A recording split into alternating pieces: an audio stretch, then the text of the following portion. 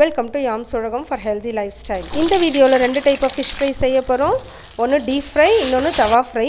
இந்த fish fry செய்யிறதுக்கான masala நம்ம கடையில வாங்க போறதுல நம்மளே ஹெல்தியா சிம்பிளா டேஸ்டியா வீட்ல செய்ய போறோம்.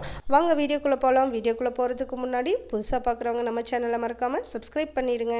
1 kg of dam fish எடுத்துர்க்கேன்.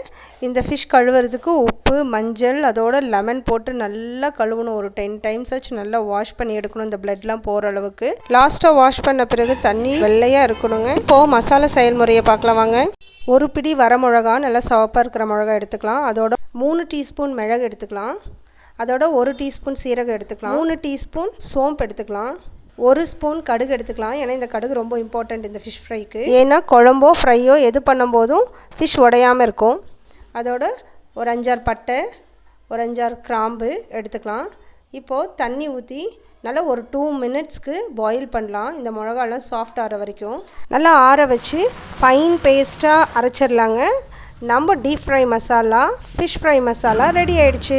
அதோட 4 டீஸ்பூன்ஸ் ஆஃப் கார்ன்ஃப்ளவர், 1 டீஸ்பூன் அரிசி மாவு, 1 டீஸ்பூன் உப்பு, மஞ்சள், இஞ்சி பூண்டு, அரை லெமன் போட்டு இதோட தேவையான அளவுக்கு அரைச்ச விழுதை சேர்த்திக்கலாம். நல்லா பிசைஞ்சுக்கலாம்.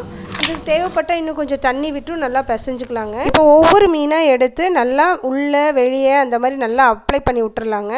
அதோட முக்கியமாக 1 மணி நேரம் 2 மணி நேரம் கண்டிப்பாக ஊறணும். அப்போ தான் ரொம்ப டேஸ்டியாக இருக்குங்க. இப்போ பாருங்கள் எல்லா ஃபிஷ்ஷுமே அப்ளை பண்ணியாச்சு. இப்போ கொஞ்சமாக ஆயில் எடுத்துக்கலாம், நிறைய எடுத்துக்க வேணாம். ஏன்னா இந்த ஆயில் மீண்டும் நம்ம யூஸ் பண்ண முடியாது.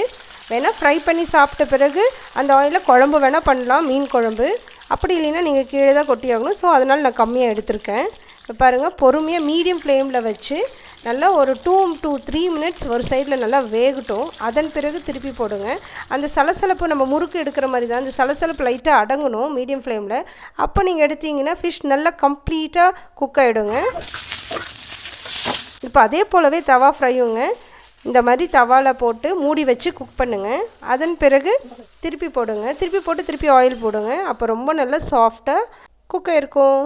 இப்போ நம்ம ஹெல்தியான டேஸ்டியான 2 டைப்ஸ் ஃபிஷ் ஃப்ரை ரெடி. தவா ஃப்ரையும் டீப் ஃப்ரையும் ரெடி. வீடியோ பிடிச்சிருந்தா லைக் பண்ணுங்கள், ருசிச்சு பார்த்து கமெண்ட் பண்ணுங்கள். மறக்காமல் புதுசாக பார்க்குறவங்க சப்ஸ்கிரைப் பண்ணிவிடுங்க.